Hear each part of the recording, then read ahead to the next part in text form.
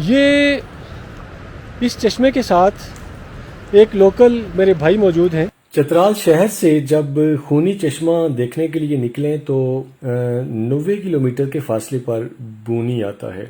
بونی بھی ایک بہت زبردست اور خوبصورت قصبہ ہے۔ تقریباً ہمیں وہاں تک پہنچنے میں 5 سے 6 گھنٹے لگ گئے۔ جیپ ٹریک ہے اور دوسری گاڑیاں بھی آ سکتی ہیں، لیکن بعض جگہیں ایسی ہیں جہاں پہ صرف جیپ ہی آسانی سے گزر سکتی ہے، اس لیے جیپ بہتر رہے گی ہائر کرنے کے لیے۔ ہم نے پہلی رات وہیں پہ یعنی چترال سے نکلنے کے بعد پہلی رات ہم نے بونی میں گزاری۔ وہاں پہ ہم تھوڑے سے جلدی پہنچ گئے تھے، 3-4 بجے پہنچے، اور پھر شام کو وہاں پہ پولو میچ تھا، ہم نے وہ دیکھا۔ نائٹ سٹے وہاں پہ کرنے کے بعد صبح ہم وہاں سے نکلے مستوج کے لیے۔ مستوج بونی سے تقریباً 33 کلومیٹر ہے، 33 کلومیٹر، اور ہمیں وہاں سے تقریباً 4 گھنٹے لگے بونی سے مستوج پہنچنے۔ رات ہم نے مستوج میں گزاری اور صبح ناشتہ کرنے کے بعد یہاں سے ہم پیدل جا رہے ہیں خونی چشمہ دیکھنے کے لیے۔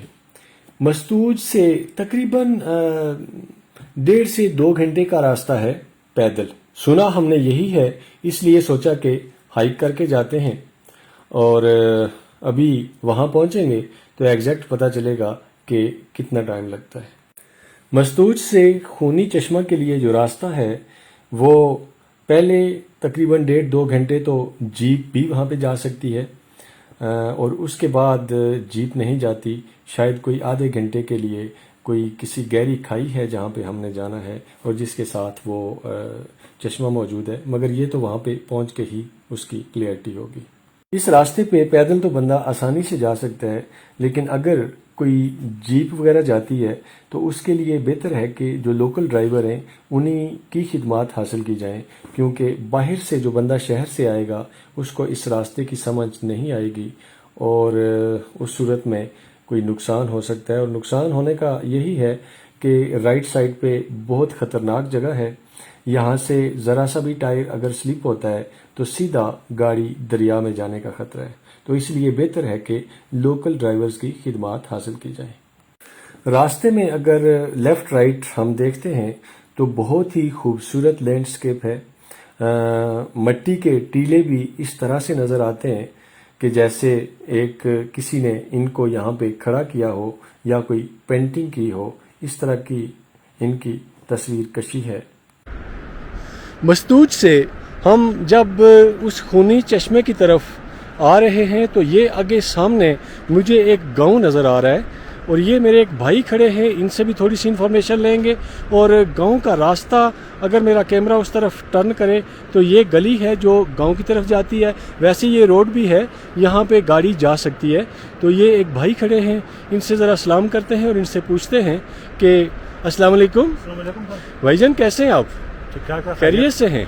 اس گاؤں کا نام کیا ہے؟ اس گاؤں کا نام ہے غورو۔ گورو؟ غورو گورو یعنی اگر انگلش میں لکھیں گے تو GHORU، گورو۔ اوکے، یہاں سے خونی چشمہ جس کو کہتے ہیں یا جس سے ریڈ پانی نکلتا ہے وہ کہاں پہ ہے، کتنا دور ہے؟ وہ تقریباً 200 میٹر کے قریب ہے۔ اوکے، 200 میٹر کے قریب ہے۔ مین روڈ پہ ہے یا ذرا سا مین روڈ پہ نہیں، روڈ سے تھوڑا نیچے جاتے ادھر کھائی ہے، اچھا، کھائی کے نیچے جا کے وہ چشمہ آتا ہے۔ تو آپ ہماری رہنمائی کریں گے وہاں تک جانے میں؟ بالکل بھائی، میں آپ کا رہنمائی کروں گا۔ بہت شکریہ، آئیے پلیز ہمارے ساتھ چلیے گا۔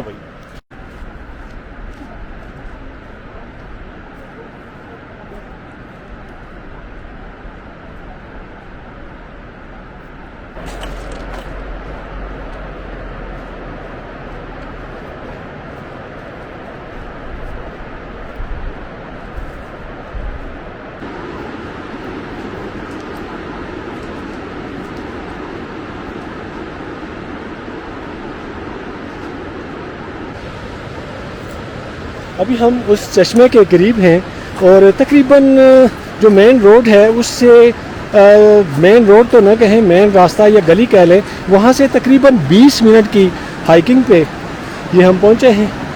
اور یہ ساتھ ہی اگر نیچے دیکھیں تو دریائے چترال پوری اپنی آب و تاب کے ساتھ بہہ رہا ہے، اور یہ ہمیں یہ کہہ رہا ہے کہ بالکل میری طرف دیکھنے کی کوشش نہ کرنا ورنہ میں کھا جاؤں گا.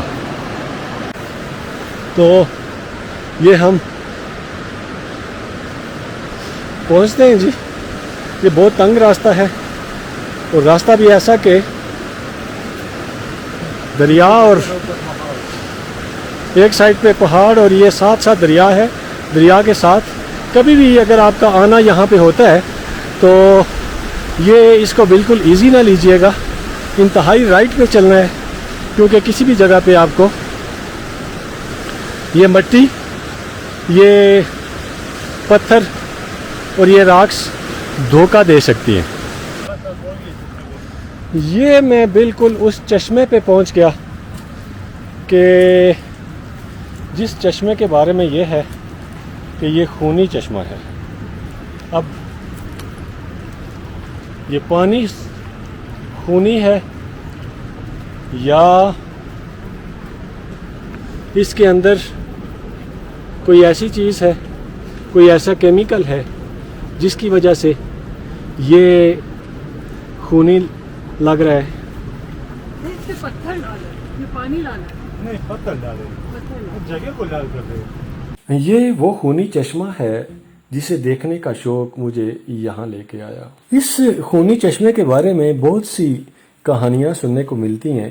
ایک بڑی مشہور کہانی جو یہاں پہ سنائی جاتی ہے وہ یہ ہے کہ کسی زمانے میں ایک بھائی نے بھائی کو قتل کر دیا اور اس کو یہاں پہ کسی جگہ جہاں سے یہ چشمہ نکلتا ہے اس کے ساتھ اوپر کہیں پہ دفن کر کے خود روپوش ہو گیا. اور بعد میں رب کی قدرت سے یہ خونی چشمہ وہاں سے نکلا جس سے لوگوں کو پتہ چلا کہ اس کی لاش یہاں پہ دفن ہے.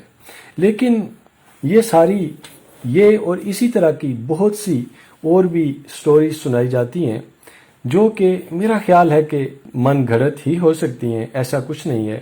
یہ ان پہاڑوں میں ہر طرح کی معدنیات ہیں.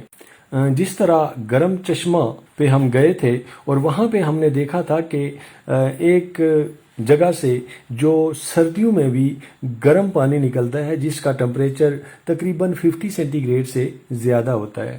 اسی طرح یہاں پہ بھی کوئی ایسی معدنیات موجود ہیں جن کی وجہ سے اس کا پانی سرخ ہو جاتا ہے اور وہ جس راستے سے گزرتا ہے وہاں پہ مٹی اور پتھروں کو بھی سرخ کر دیتا ہے. یہ اس چشمے کے ساتھ ایک لوکل میرے بھائی موجود ہیں جن کا تعلق پاک آرمی سے ہے.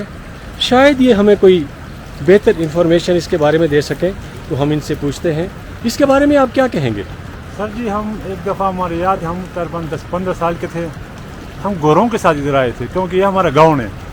گوروں کے ساتھ آئے تھے، ان کے ساتھ مشین بھی تھا. اس پانی کو انہوں نے چیک کیا، چیک کر کے بتایا کہ یہ کوئی لوہے کے نیچے سے آ رہے، اس وجہ سے یہ چیزوں کو سرخ کر کے چلے جاتے، یہ زنگ لگا کے سرخ کرتے. پانی صاف ہے، اس کے نیچے سے پتھر سرخ ہے. اچھا، یہ جو پانی ہے اس کو ہم استعمال کر سکتے ہیں؟ بالکل سر، یہ کافی سارے بیماریوں کا بھی شفا ہے. اچھا، یہ دانا شنا نکلتے سر، لوگ ادھر آ کر غسل کرتے، ہاتھ منہ دھلے کرتے، وہ دانا شنا صاف ہوتے. کافی سر اس طرح بیماری ہے نا، ان کو ختم کر دے. اس کا ذائقہ بھی سر آپ چیک کر سکتے ہو، عجیب سا ذائقہ ہے اس کا، 7 اپ کی طرح ذائقہ ہے. اسی کے ساتھ ایاز نیئر کو اجازت دیجیے. Next Friday 10 AM Facebook page اور یوٹیوب چینل پر کسی اور دلکش جگہ کی خوبصورت ویڈیو لے کر دوبارہ حاضر ہوگا.